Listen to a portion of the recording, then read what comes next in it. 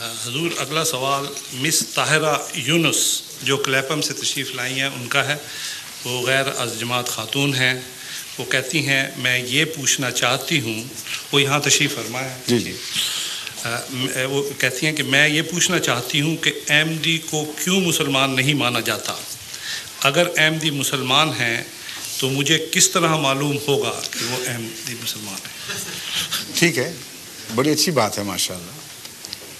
احمدی کو کیوں مسلمان نہیں مانا جاتا، اس کا ایک جواب تو مولوی دے سکتے ہیں. میں تو مانتا ہوں، اس لیے غلط آدمی سے بات پوچھ رہے ہیں. لیکن ان معنوں میں ٹھیک بھی ہے کہ ان کو پتہ ہے کہ مجھے علم ہوگا، اور انہوں نے مجھ پہ اعتماد فرمایا ہے کہ میں سچ بات کہوں گا. اس لیے اس پہلو سے میں جواب دیتا ہوں مولوی کیوں ہمیں غیر مسلم قرار دیتے ہیں. اس پہلو سے بات یہ ہے کہ ایک تو ختم نبوت کا عقیدہ جیسا کہ میں نے آپ کے سامنے کھولا ہے، اس کی اگر غلط تشریح کی جائے اور یہ کہا جائے کہ رسول اللہ تو قرآن تو فرماتا ہے اس کے بعد کوئی نبی نہیں، رسول اللہ فرماتے ہیں لا نبی آبادی، اس کے بعد نئی نبوت کا سلسلہ شروع کر بیٹھے ایک آدمی، تو مسلمان کہاں سے رہے گا؟ جس نے ختم نبوت کی مہر توڑ دی، جس نے رسول اللہ صلی اللہ علیہ وسلم کی غلامی سے آزاد ہونے کا ادعا کر لیا، وہ بھی کافر، اس کے ماننے والے بھی کافر. اور ایک بات جو نہیں بتاتے وہ میں آپ کو بتا دیتا ہوں، اس میں یہ بھی کافر ہو جائیں گے، سارے اکٹھے باہر جائیں گے. وہ یہ کہ یہ خود مانتے ہیں کہ مسیح آئے گا اور مہدی بھی آئے گا، اور یہ بھی مانتے ہیں کہ مسیح لازماً نبی اللہ ہوگا. تو آئیڈینٹی کا فرق ہے، عقیدے میں تو فرق ہی کوئی نہ رہا. سارے یہ علماء تسلیم کرتے ہیں، آپ ان سے پوچھ کے دیکھ لیں کہ مسیح آئے گا تو نبی اللہ ہوگا کہ نہیں؟ کہ ہوگا. امام مہدی خدا مقرر کرے گا کہ نہیں؟ کہتے ہیں مقرر کرے گا. اگر آپ امام مہدی کا انکار کر دیں گے تو مسلمان رہیں گے؟ سوال ہی نہیں پیدا ہوتا. وہی بات جب ہم کہتے ہیں تو ہم کافر یہ کیوں نہیں ہوتے کافر اس سے؟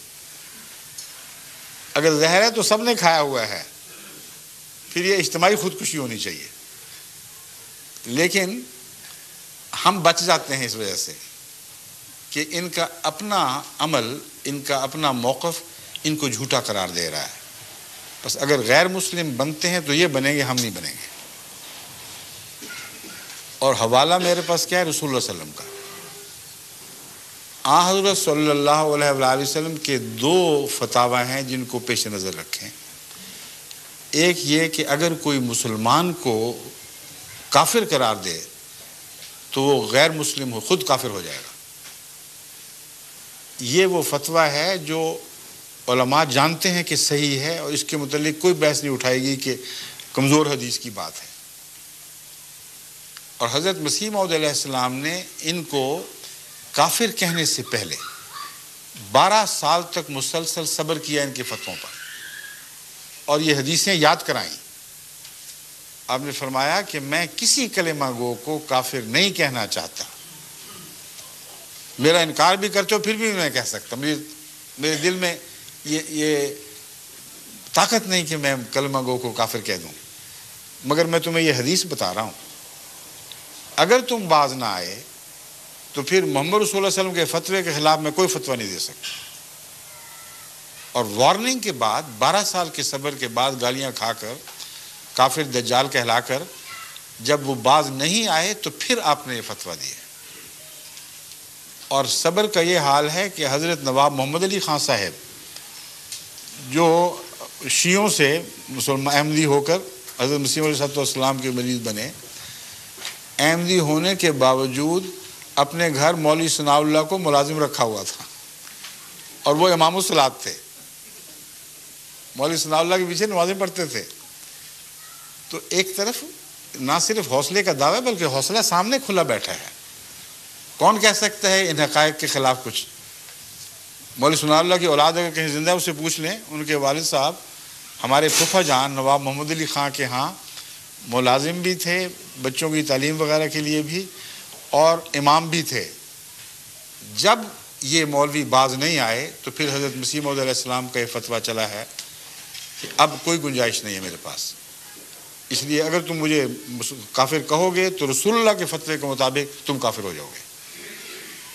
یہ ہے ہماری طرف سے ایک جواب، لیکن اس سے بھی آگے ایک اور قطعی دلیل میں آپ کے سامنے رکھتا ہوں، جو بھی خاتون ہیں تو آپ حیران ہو جائیں گی کہ ان کے پاس اس بات کے سوا گنجائش ہی نہیں کہ اپنے آپ کو جھوٹا ہونا تسلیم کر لیں، دیانتداری سے گنجائش نہیں ہے۔ یہ ایک حدیث خود امت کو بتاتے آئے ہیں، ابھی بھی بات کرتے ہیں کہ رسول اللہ صلی اللہ علیہ وسلم نے فرمایا کہ ایک زمانہ آئے گا جب میری امت یہودیوں کی طرح 72 فرقوں میں بٹ جائے گی۔ یہ وہ حدیث ہے جسے مولوی عبد الوہاب صاحب جو وہابی فرقے کے سربراہ ہیں، انہوں نے بڑی شد و مت سے اپنی صداقت کی نشانی کے طور پر پیش فرمایا ہے۔ وہ کس طرح؟ وہ یوں کہ کہتے ہیں کہ رسول اللہ صلی اللہ علیہ وسلم نے فرمایا 72 فرقوں میں بٹ جائے گی، وہ 72 کے 72 جہنمی ہوں گے، سوائے ایک کے جو 73ویں جماعت ہوگی۔ تو مولوی عبد الوہاب صاحب نے یہ دعویٰ کیا، ان کی کتب میں لکھا ہوا موجود ہے کہ میں جس فرقے کا بانی ہوں یہ وہ 73ویں جماعت ہے، جس کے متعلق یہ خوشخبری تھی کہ یہ تو پکے مسلمان اور جنتی، باقی سارے 72 کے 72 جہنمی ہیں۔ حدیث تسلیم ہو گئی نا سعودی عرب کو پوری طرح۔ اب بتائیں 72 فرقے جہنمیوں کو وہاں حج کیوں کرنے دیتے ہیں اور صرف ایک کو باہر نکالا ہوا ہے، وہ جماعت احمدیہ ہے؟ عجیب بات ہے نا۔ رسول اللہ صلی اللہ علیہ وسلم فرماتے ہیں 72 جہنمی ہوں گے، ایک جنتی اور وہ جماعت ہوگی، اور ان کے اپنے بانی فرماتے ہیں کہ ہم وہ جماعت ہیں مگر 72 کی حدیث سچی، باقی سب جہنمی ہو گئے نا۔ ان جہنمیوں کے لیے دروازے کھولے ہوئے ہیں، ان کی خاطر مدارات ہوتی ہیں، حج کی ساری سہولتیں مہیا کی جا رہی ہیں، اور ایک کو نکال کے باہر پھینکا ہے، وہ ایک جماعت ہے، جماعت احمدیہ۔ اب یہ دلیل ایک اور شکل بن جائے گی، اختیار کر لے گی۔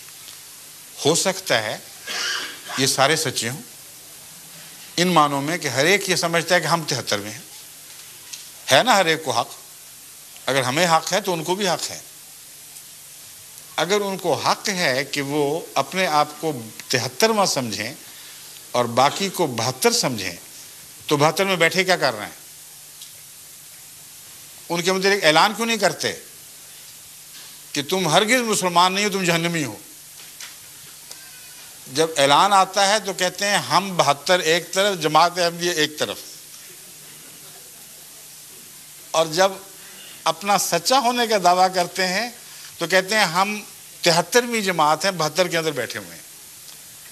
اب آپ بتائیں جس ہوٹل میں 72 کمرے ہوں، 72 کو آگ لگ جائے تو وہ 73ویں کمرے والے بیٹھے رہیں گے ان کے اندر شامل ہو کر؟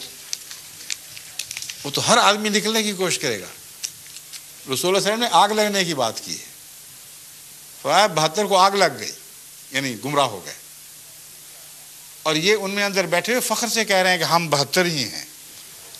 تو ان کا ایک دوسرے کے خلاف جماعت احمدیہ کے مقابل پر اجتماع ان کے 72 ہونے پر سواد کر رہا ہے، اور جب 72 کا حصہ ہیں تو فتویٰ رسول اللہ صلی اللہ علیہ وسلم کا چلے گا، ان کا دعویٰ کوئی کام نہیں آئے گا۔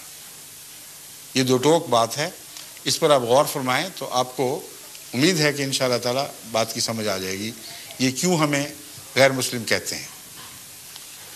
اسی میں ان کے جھوٹے ہونے کی دلیل، آپس میں ایک دوسرے کو کیوں نہیں کہتے غیر مسلم؟ جب آپ 73 ہونے کا دعویٰ کر رہے ہیں، جن کو رسول اللہ صلی اللہ علیہ وسلم نے جہنمی کہہ دیا، غیر مسلم اور کیا ہوتا ہے؟ وہ کیوں نہیں کہتے؟ وہاں ان کی آوازیں کوئی دب جاتی ہیں، بزدل ہیں، تقویٰ نہیں ہے، سیاست کرتے ہیں، اس کے سوا کوئی مقصد نہیں۔ شیعوں کے اوپر دیکھیں کیسے کیسے فتوے ہیں جو سنیوں نے لگائے ہیں، شیعوں کے جوابی فتوے بھی بڑے سخت ہیں، مگر وہاں حج میں ان پر کوئی اعتراض نہیں۔ وہابی فرقہ توحید کے نام پر اٹھا تھا، اور سارے مزار جو ان کی عزت کی جاتی ان کو مٹا دیا گیا تھا، تمام احترام کی نشانیاں دور کر دی گئیں، لیکن بریلوی وہاں لاکھوں کی تعداد میں آتے ہیں جو داتا دربار کے سامنے بھی سجدے کرتے ہیں. جگہ جگہ پیر بنائے ہوئے ہیں, ان کے درختوں پر ان کے نام کی ٹاکیاں جو ہوتی ہیں, چیتھڑے, وہ لگائے ہوئے نشانی کے طور پر کہ اس پیر سے ہم نے بیٹا مانگا تھا, اس نے دے دیا. اس پیر سے نزلہ درست کروایا تھا, اس نے درست کر دیا. بھرے پڑے ہیں ایسے درخت ہزارے میں جن میں نیلی پیلی ٹلیاں لٹکی ہوئی ہیں. ایسے مشرکوں کو تو وہ اجازت دے دیتے ہیں اور کوئی پرواہ نہیں کرتے. سیاست بازی ہے, اس کے سوا کوئی بات ہی کچھ نہیں. تو ان کا فتویٰ بھی ویسا جیسا کہ ان کا عمل ہے. فرمائیے.